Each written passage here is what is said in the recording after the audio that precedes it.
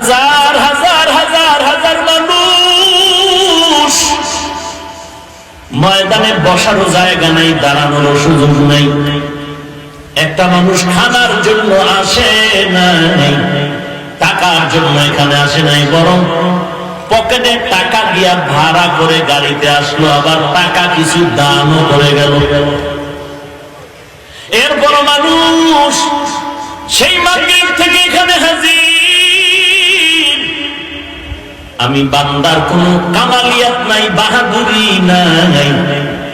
এই এগুলো আকর্ষণের পেছনে আমি মনে করি দুইটা জিনিস, আল্লাহর কোরআনের আকর্ষণ, আমার নবীর আদর্শ সুন্নতের আকর্ষণ।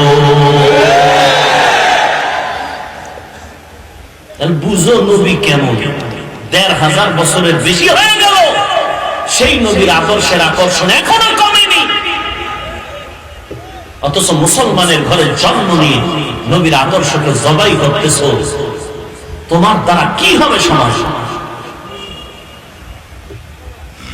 নবীর লাইন মতো, নবীর তরিকার মধ্যে কেমনে চুলটা রাখবি কাটবি, এখানেও নবীর সুন্নাত।